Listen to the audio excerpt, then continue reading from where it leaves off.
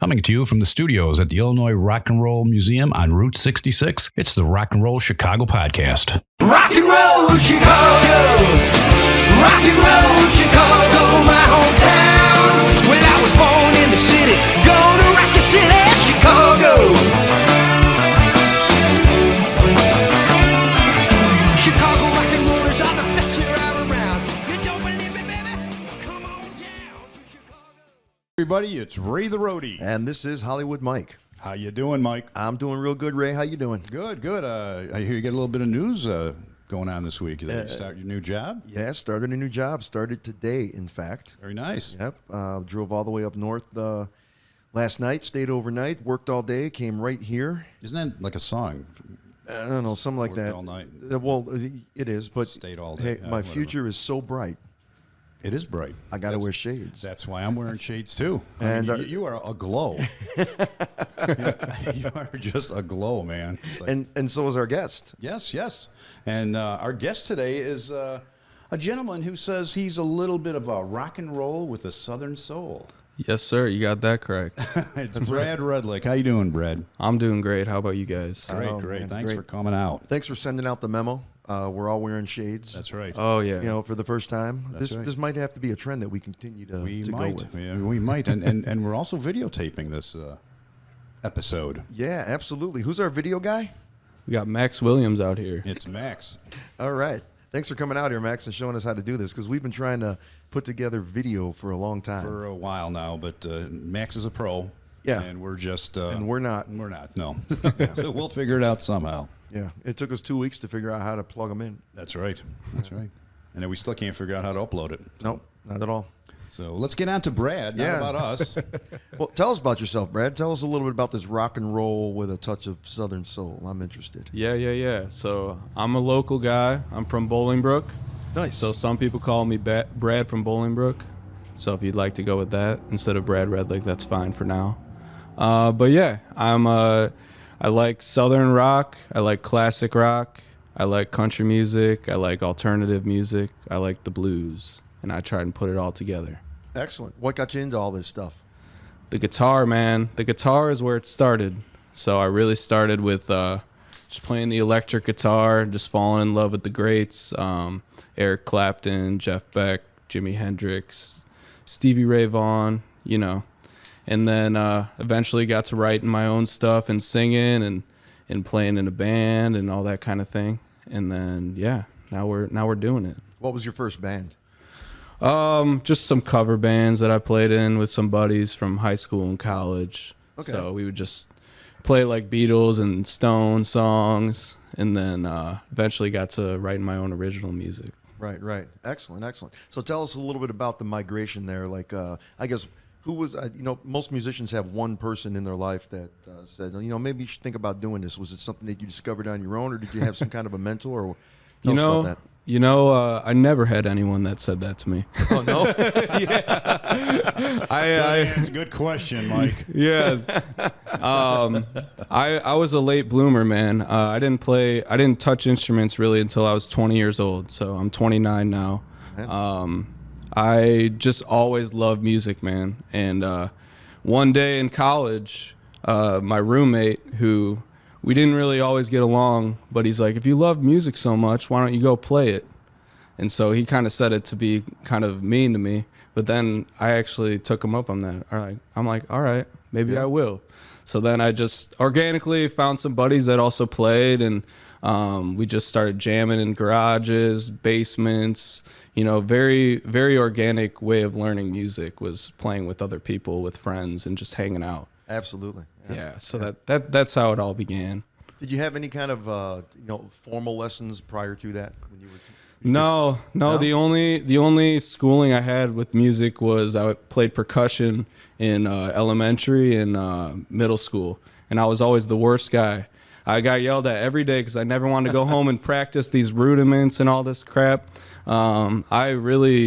I just liked music. I didn't really want to have this very strict, rigorous structure to it. So, right. But I think in the end, that actually really served me really well. Just playing on time is like a really, really hard thing when you're first starting out, and I already had that just from getting yelled at. Okay.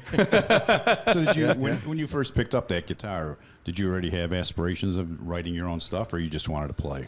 You know, I always wanted to sing. That was my main thing. But I really wanted to understand music, just as a form to put lyrics and songs to it.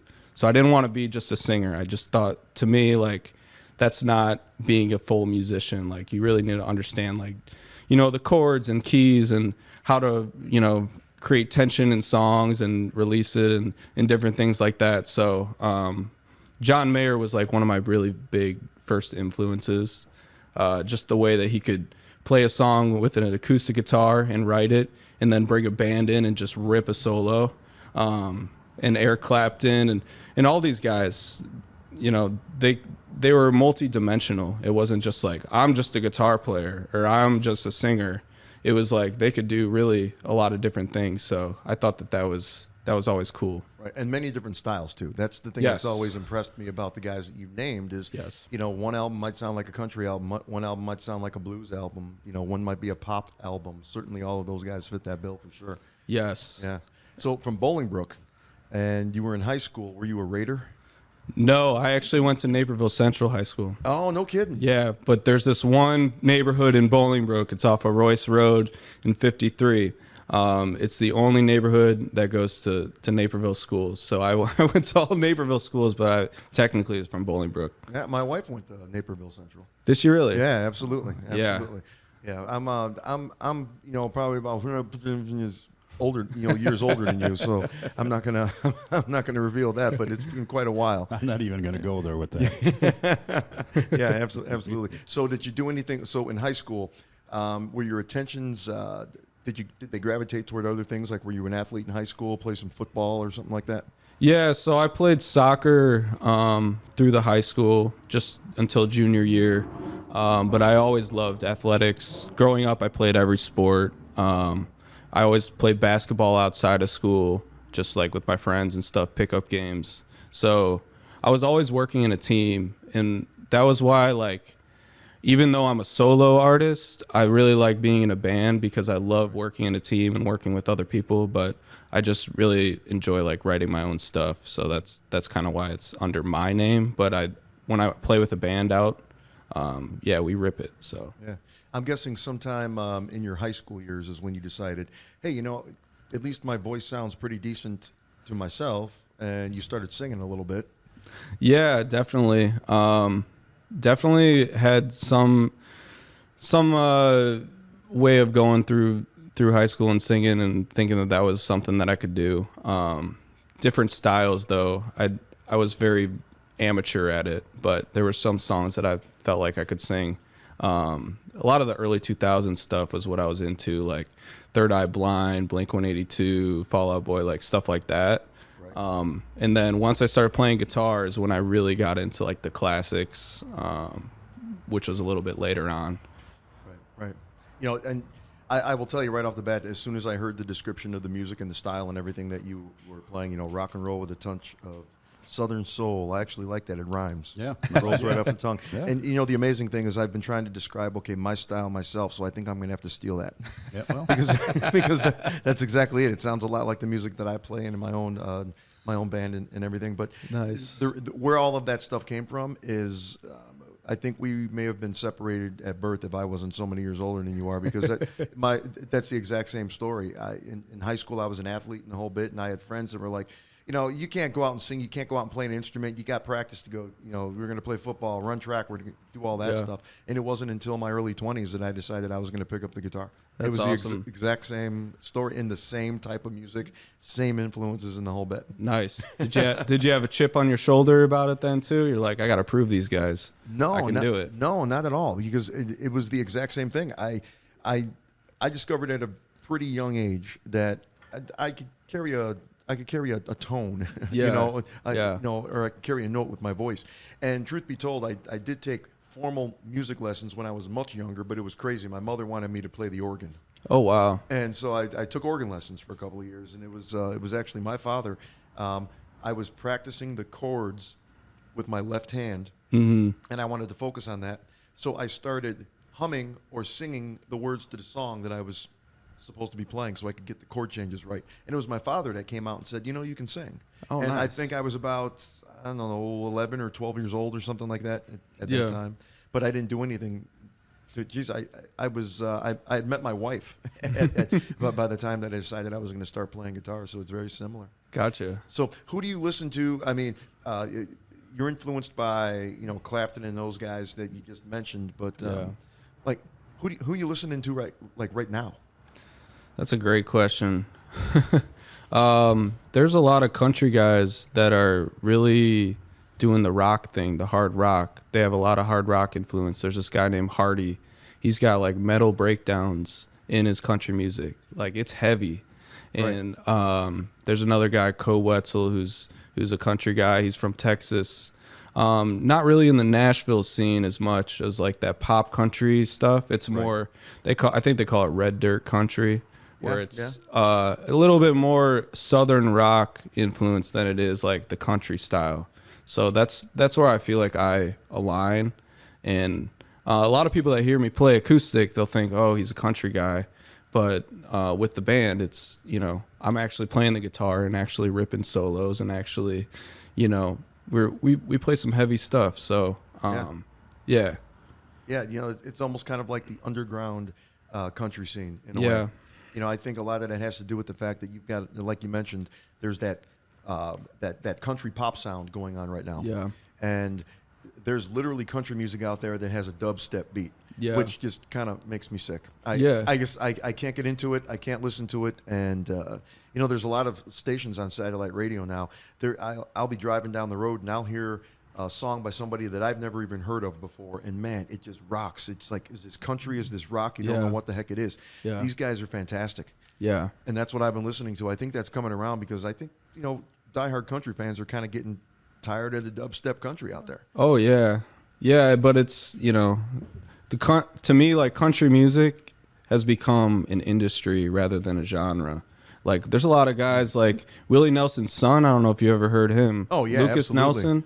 Like, he should be, top of the country radio. Those songs that he's writing, his band that he's got, like, it's amazing stuff. But now he's in Americana. They're putting them all in Americana. But I'm like, this guy's countryer than the people I'm hearing on country radio, So it's come up with this like kind of negative connotation with musicians. So I try and not label myself as country, but I do like the storytelling that came with country music, like the stories that they've told. There's a beginning, middle, and end when it comes to the lyrics of the song, and that's where the most of my country influence probably comes from, is that type of it. But that's also folk too, like the Bob Dylans of the world. Like those songs are, they're telling literal stories, and I really connect with those types of songs. Right, absolutely. I became a fan of his because I went home one day and my wife and daughter were watching A Star Is Born. Yeah. And I was listening, I sat down and started hearing music in the movie and stuff, and I know this is not the music from the movie that I grew up with. The version of that movie with Chris Christopherson and Barbara Streisand, that's actually not even the original. That's a remake of A Star Is Born. Oh, really? And I'm trying to remember, I'm trying to remember the stars of that first original movie. I want to say it was yeah, you've got the computer. Look it up.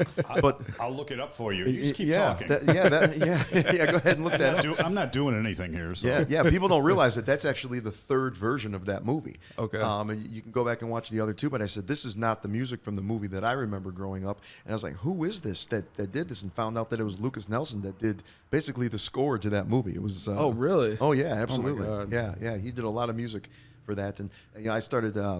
Looking at all his videos and concert footage and everything, and said, man, this guy, you can't call him country, you can't call him folk, you can't call him rock and roll, definitely can't call him pop. And what I love about him the most is his live sound is just so raw. Wow. I mean, when they're on stage in front of thousands, it sounds like five guys on a bus, which is what sounds so awesome to me. Yeah. Yeah. So who else? Anybody in particular? You listening maybe to some older stuff that's influencing you right now, or is it all pretty much newer? kind of Yeah, stuff? I've been going back through my Allman Brothers phase. Yeah. I'm relearning. So I play slide guitar a lot when I play with my band. I played it on my ring finger for so many years, Right. and now I've been starting to play it on my pinky finger. Okay. So I can also fret behind it and Right. play chords, and then I can also slide, and do some lead stuff, Right. Whenever I feel, and Yeah. it doesn't obstruct the playing. So I've been listening to a lot of Allman Brothers. There's this really, really good band that I saw a few weeks ago. They're called the Brothers Landreth. They got one of the best guitar players, I think, almost ever, that hasn't got to that point yet for people to talk about him. But like the way he plays slide on his pinky, and he plays an open tuning, and he plays chords, and dude, this guy he can write a great song, he can sing great, and then he can also play great guitar. Like those are my favorite types of artists to watch. Right. So We're going to break in here with news from the Rock and Roll Chicago podcast newsroom. Yeah, we don't have one of those. The original Star is Born is from 1937. Yes, it is. And it Yeah. starred Janet Gaynor and Friedrich March. Wow. So that's how far back it goes. Yeah, I knew it went back quite a Yeah. ways. Yeah. wow. Now, I've never seen that version of it, so I'm gonna have to take watch a look it. at it. Yeah, I bet you it's- I've seen the last two. I'm guessing it's about jazz musicians or something like that, maybe. Yeah, possibly. I didn't get that far into it. But getting back to the slide thing, though, slide is something that I've never been good at. I just don't have. I've got a really heavy left hand, but I've been starting to play a little bit more. And what I have found actually to be most comfortable for me is I put my slide on my index finger, and I use my index finger like I'm barring across the frets, and I use these three fingers to do all my fretting and stuff. Oh, that's cool. When people see that, they're like, "What are you doing?" I say, "Hey, It works. It's working. Yeah, Yeah. that's right. If some guys can play slide with a beer bottle, I can put a slide on my index finger. Shut up." So, what's the name of your band when you're performing with those guys? So it's all under my name. Okay. So it's all under Brad Redlich, just as an artist, kind of like John Mayer, Eric Clapton, whatever. Typically, when I play with a band, I have hired guns that come out and play with me. I have my main guys that I recorded my new album that's coming out this Friday. They recorded with me, and whenever they're available, they'll come out and play. But everybody's so busy.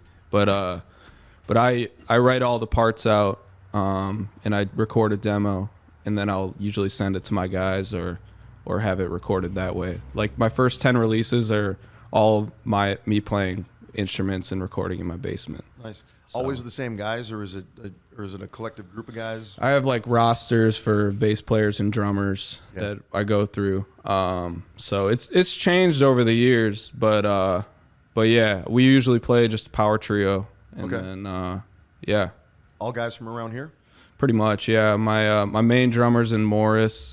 His name's Torian Johnson, and then my main bass player, Luke Pope, he is in Shorewood. Okay. Yeah. Excellent. Yeah. Nice. Well, I would love to hear one of your songs. I would like to hear it too. We've gotten to that point where yeah. yeah, We're talking about it. We want to hear it now. yeah. All Let's right. jam. All right, you want me to play it, or you want to play one of the recordings? No. Oh, no, we want you to play it. All right, Yeah, man. absolutely. Sounds good. We can always splice in a recording. All right. right. Yeah. Perfect. And we didn't have to pay a cover charge to watch him play. That's so. right. That's right. So here's Brad Redlich, everybody.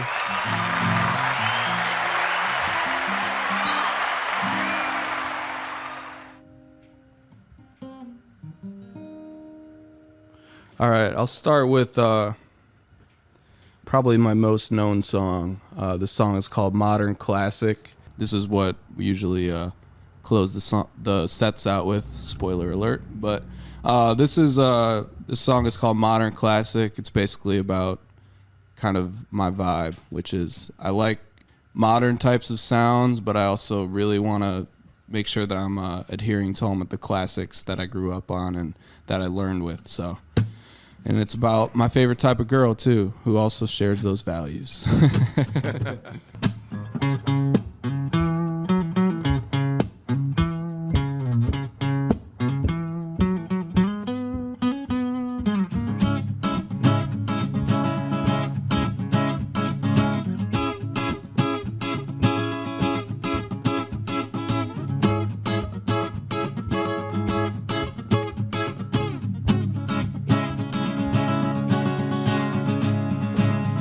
She moved from LA to Boston, didn't care how they were talking. Gets right to the point, no game, no feint. She don't care who the boss is. You know when she gets to walking, denim jacket's gonna make you falling. All torn up on the shoulder, on for 10 years or more, but style won't grow older. Oh, you know she's a good girl like that. Thought she was a shooting star. She's a modern classic, gotta have it. Feel like I'm in love the first time, it's tragic, I imagine. Keeping that all locked up all night. Feel like I just sold my soul to the devil in the dark, which is like that. It's tragic, I imagine. She's a modern classic.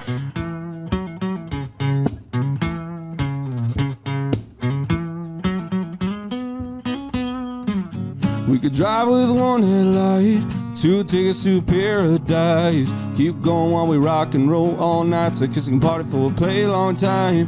We could journey any way you want it. See all the lights and ride through the city. For a minute to hold on loosely. Get caught up in you and I lose it. Oh, you know she's a good girl like that. Thought she was a shooting star. She's a modern classic, gotta have it. Feel like I'm in love the first time, it's tragic, I imagine. Keeping that all locked up all night. Feel like I just sold my soul to the devil in the dark, which is like that. It's tragic, I imagine. She's a modern classic.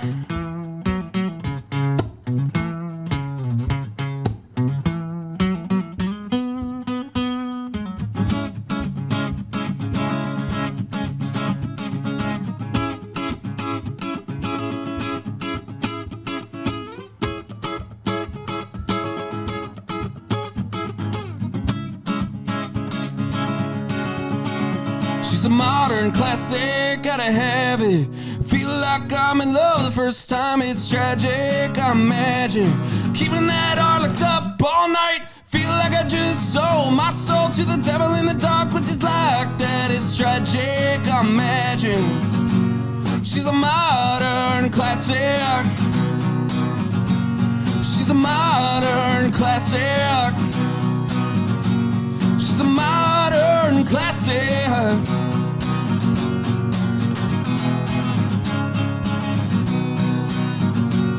She's a modern and classic.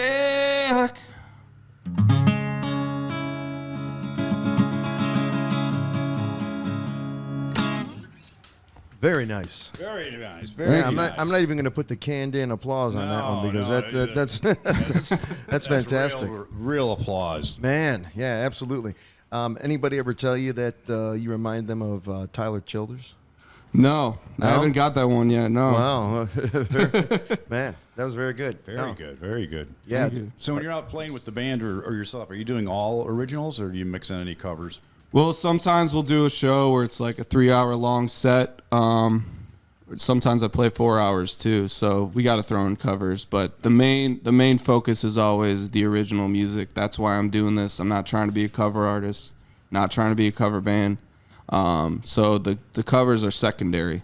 That's usually what we use to fill in. But if for a normal show, like 45 minutes to an hour or whatever, all originals. Maybe one cover. So where are you playing where they're just having you come down for 45 minutes to an hour? Well, this Thursday I'm playing at Navy Pier in downtown Chicago. Okay. So that's an hour-long set from 5 to 6 p.m. So I'm going to do... That's a solo acoustic, so I'm going to do that. And then, there's been a lot of places that I've played, like Ballydoyle. Oh, yeah. Played at Quigley's in downtown Naperville. Yep. Played at trying to remember. I play pretty much every weekend, so there's always different styles of gigs. Sometimes we have a bunch of bands that we put together on a bill. Yeah. So those are the ones that'll do like an hour-long set or whatever. But yeah. I was gonna say most of the time, if you're gonna do all original music, you're looking for some kind of venue that's gonna have 2, 3, or 4 acts that are gonna come in. You play for about an hour a piece. Yeah. So yeah. I mean, when you get your band together, and do people want you for a full night? I mean, I guess the better question is how much of a pain in the ass is it to find a full night gig when you walk in and tell people we're an original band?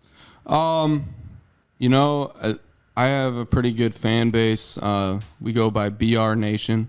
Okay. So it's kind of a double thing. It's like BR Nation, like join us. But then my initials are BR. So we usually roll pretty deep when we go out to shows. And a lot of the comments that we get are like, why'd you play all those covers? It's like, well, it's a 3-hour set. They're like, well, we loved your original songs. It's like, yeah, well, I would love to just play originals, but 3 hours of originals is not usually what happens at a show. Yeah, unfortunately, yeah. Even back in the day, you listen to like different guys, their live records. They'll throw in covers. They'll throw like Tom Petty, like he's got a whole live record, and he does a lot of covers, but he does it his style, which I think is important, you know.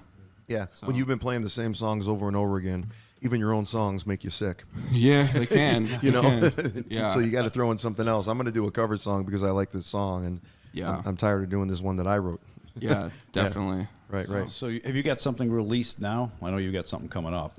Yeah, so I have about 15 to 20 songs on Spotify already. Okay. But yeah, I have a debut EP, it's a 5-song EP that's coming out on Friday. It's called Shy Rock. So basically wanted to mix a whole bunch of different influences into what I think it represents Chicago rock fans in my record. So that's what I did. So what do you, I guess, what's the one thing about being a musician or trying to make it as a successful musician? And what's the one thing you hate and you just wish you didn't have to deal with? You know, I've learned to love a lot of the hard parts of it. You know, that's a great answer. I mean, yeah, you have to embrace the suck. Yeah, man. Yeah, man. You do. That's true. That's true. And I think from just growing up in very like I went to college. You know, I have a regular 9-to-5 job. I played team sports all through my life. I was always a hard worker. So to me, like the promotion and, you know, booking gigs, you know, calling up promoters, getting a band together, making sure everyone's schedule's working out well, making sure the guys can play the songs, you know, rehearsing. To me, that stuff is just a part of it. It's not really extra to me. It's like I know that I signed up for this, and if I want to be the best, these are the things you have to do. Right. So just that hardworking mentality, which I think a lot of Chicago people have, especially through these cold ass winters that we have. Like you have to be hard headed and you have to have thick skin to grow up in the Midwest. And I think that's where a lot of my soul and my passion for music comes from is growing up here. You know, I think if I grew up in California with sunny days every day, my music would just be a little bit more fluffy. It wouldn't be as like, you know, I wouldn't have so much drive and passion and grit, you know, in the music. So right. Yeah, like you said, Tyler Childers. Yeah. He grew up in, I think, was the Appalachian Mountains or something like that. Something like that. Yeah. And you know, he's a product of his environment. Yeah. Yeah. So. And we all are, you know, all artists, no matter what your medium is. Mm-hmm. You know, you have to have that drive for sure. Yeah. Yeah. You got to be willing to unload a trailer when it's 20 below. Yeah. Oh yeah. Oh yeah. Oh, yeah. Yeah. We've all done that. We've all done that enough. Wow. Yeah. Been there, done that. Yeah, absolutely. So this EP that's coming out, is it just going to be on, you know, digital, Spotify and stuff, or you got a physical CD or record or? Yeah, so I'm working on getting some CDs printed right now. Mm-hmm. I'll probably do it at my house. All my merch, I have T-shirts, hats, sweatshirts, baseball jerseys, koozies. I make all that at my house, all the merch. So I'm kind of a DIY type of guy. So, Yeah. and I didn't mean to rhyme that, but that's pretty cool. Put that on the card too, DIY type of guy. Well, rock and roll with some Southern soul. He rhymes all the time. That's right. So people can get this off your website. Yeah. And then we shot a really, really cool music video from one of the songs that'll come out with it. And then we got 2 in studio music videos that have already released with 2 of the singles from the record. So Awesome. there's a lot of cool promo stuff that we did for this one that I haven't really been doing in the past. So just trying to keep leveling up, every year. Just do something a little bit fancier. Right. You said something that reminded me of what I was going to talk about. You're welcome. 1989 to about 1999, when I first started playing in bands and the whole bit, it literally was, all right, we have to record a demo, put it onto a CD, right? We need to get some photos and some pictures taken. Let's go and do that, right? Now we need a bio. Let's print up a bio. We have to have a bio about everybody in the band, right? And then you go down and you go to Office Max and you buy some kind of fancy plastic sleeve and you shove all that stuff in there and you pay somebody to duplicate this CD, right? And what did you do? We literally walked around door to door, walking in the bars, handed them these promo packs. 2 weeks before the show, we were sticking flyers under the windshields of cars, sticking them up on posts, going into the bathrooms and sticking them on the mirrors, going to the local guitar center. We were doing all that stuff. Now we've got somebody here that is of a younger generation of musicians who also happens to be an IT professional. How the heck are you doing that? You've got to have it down to a science. So, I mean, there's no promo pack that you're handing anybody anymore, right? It's got to be all digital. Yeah, there's definitely, for me, it's a happy medium. While I do work in IT for work, and that's like my main source of income, I'm really an analog guy, man. Like, I love guitars plugged into amps. I don't like guitars plugged into computers. God bless you. Yeah, God bless you. I like writing songs with my acoustic guitar, not having a beat on my computer and then writing lyrics on top of that. I don't do stuff.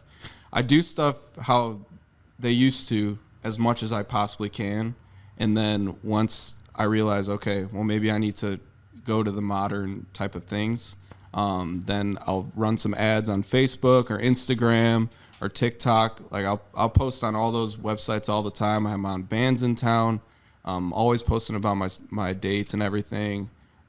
Just social media, you have to use it. There's a lot of my friends that are not trying to use it. They want to do it like the old days, but you're not going to get big like your idols did these days. You have to adapt, unfortunately. I wish it was simple like it was back then, where you could just do, and make face-to-face conversations with people, tell people to come out to a show, all that kind of thing. But I do that. We have some footage from one of the last shows that we did where I went into a bar and I went and talked to people, and then we went to the next bar and we said, come on down to the show.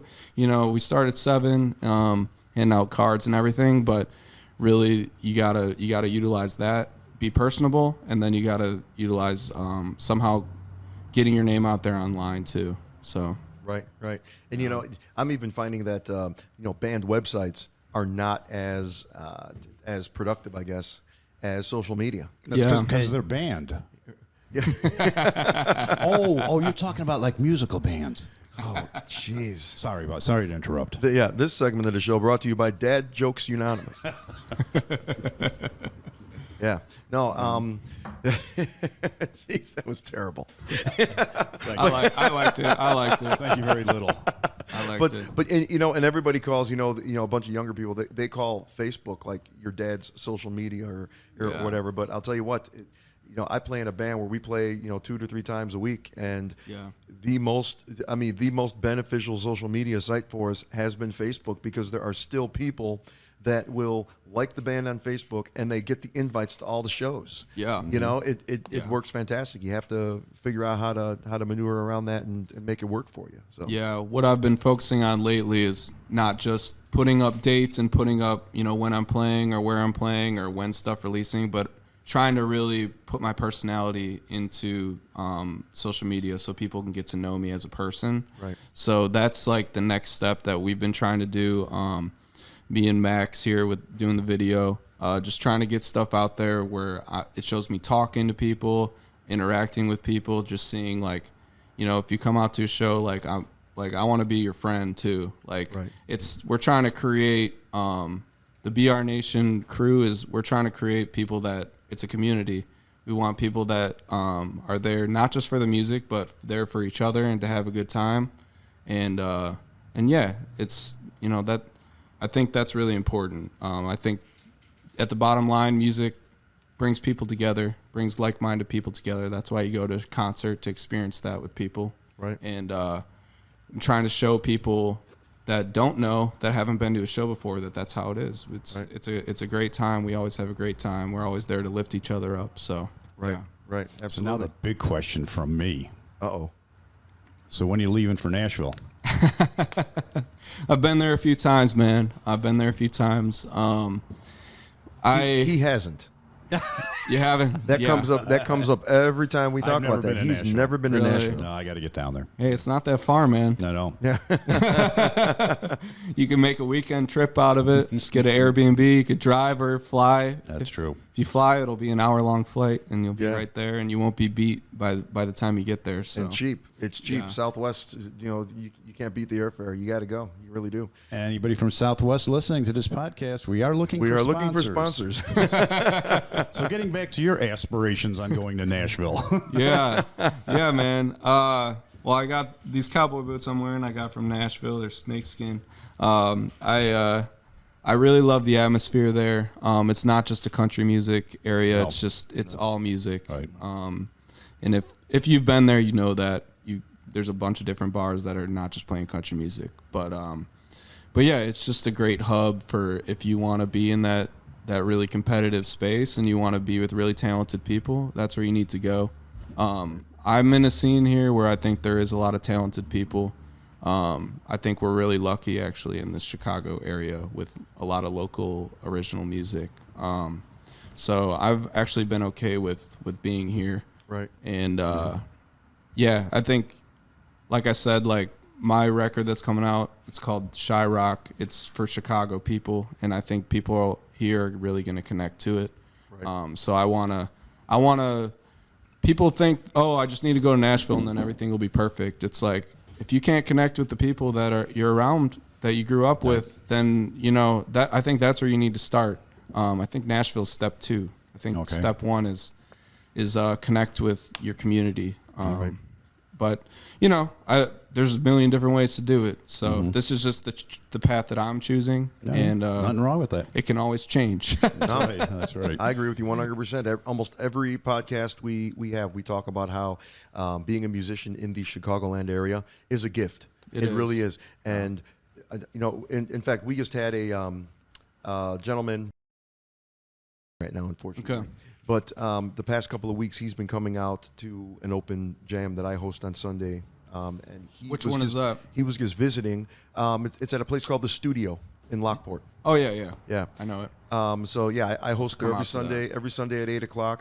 And this guy, he's been in town from Nashville for the past couple of weeks, and he was just like, man, this has just been fantastic to be hanging out here with you guys and just jamming with local guys, because he's you know, originally from here and knows a lot of people, and he just loves coming back and hanging out. It really is a great place, really is. You know, and plus I think Nashville can destroy as many aspirations as it can make them, because if you're not at that level, and you think you're at that level, and all of your friends are at that, you know, are telling you that you're at that level, then you go to Nashville and you find out, yeah, I'm not even close, and you come back home and you just burn all your shit, and that's the end of your. You're crushed. You're crushed. Yeah, it really does. It can hurt a lot of people if you go too soon or feel that you have to go just for the sake of going to Nashville.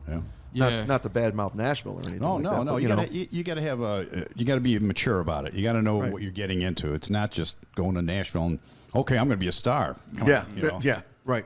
Yeah, You gotta realize, no, you're not. If you do, you're lucky. Yeah, seriously. Yeah. And I mean, there's a lot of great places you can go and hang out, and maybe you can rub shoulders with the right people. And I think that's the most important thing about it, is finding people that are like-minded, that are maybe ahead of you, and being like, all right, they're doing it. They're doing what I want to do. So now I got to kind of try and follow their footsteps and take their example for it. Right. But I think also, not to get too much into the music industry talk, but it's the record label thing is kind of becoming a little less important than it used to be, just with all the resources that we have with online and with being able to build your own brand the way you want to.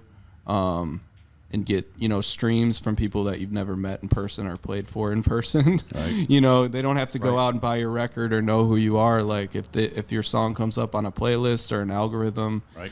Then that's almost becoming a little bit more important to have that fan base already built before you go down to Nashville. So that's, there's a lot of different schools of thought when it comes to that kind of thing, but that's what I've been kind of seeing is the recipe for success is a good mix of online presence, but then being able to back it up at a show. Like if you can't actually back it up at a show, like you're going to get ripped. I've seen that happen too. Right. Well, before we run out of time, I'm enjoying the discussion. Actually, it's been excellent so far. But I'd love to hear whatever else you have prepared for us. I'll play you guys one of my little countryer tracks. This song is coming out Friday. This song is called Drive, and it's got a music video paired with it. And this song is just kind of about, like we're talking about, getting out of town. Testing the waters, maybe in Nashville or somewhere else, and sometimes that's what you got to do. So.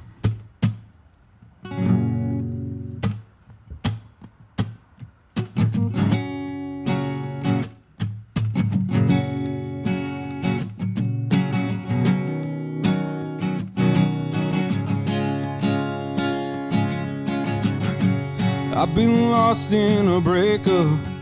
I've been dust on the shelf, and I've been waiting to make up by myself.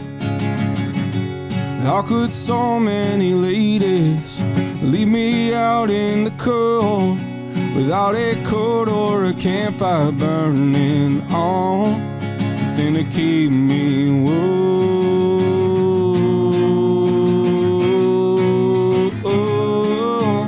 And yeah, you wanna drive right out of this town, see a dirt road, it's a long way out. You wanna fly back to Tennessee, ain't nothing that mean more to me than your face in the dark on the ride home, saying I love you with the lights on. Can't feel your heart when I'm on the road and you're gone. And yeah, you wanna drive, yeah, you wanna drive, yeah. I don't need your conviction, always much overdue. And after all this addiction gets to you, nothing to see this through.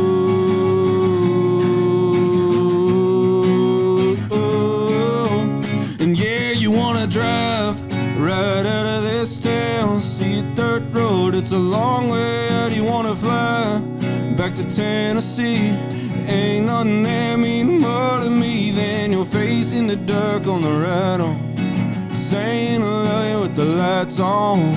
Can't feel your heart when I'm on the road and you're gone. And yeah, you wanna drive, and yeah, you wanna drive, yeah. And since I laced up my old shoes and crawled back to the house that we grew up and ran every mile without your smile. And yeah, you wanna drive right out of this town, see a dirt road, it's a long way out. You wanna fly back to Tennessee, ain't nothing that mean more to me than your face in the dark on the ride home, saying I love you with the lights on. Can't feel your heart when I'm on the road and you're gone. And yeah, you wanna drive, and yeah, you wanna drive, and yeah, you wanna drive.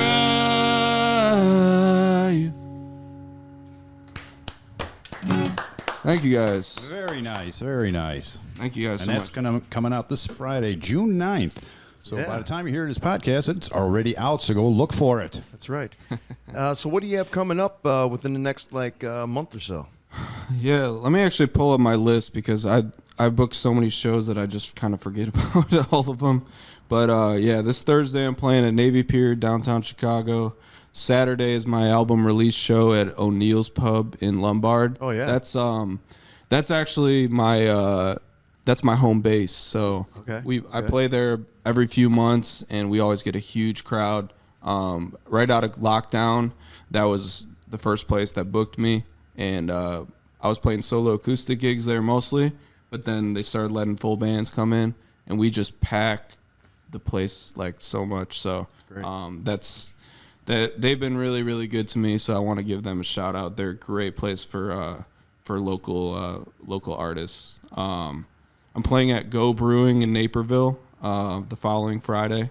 Playing downtown Chicago at McGee's. I'm playing at Jamie's Outpost in Utica.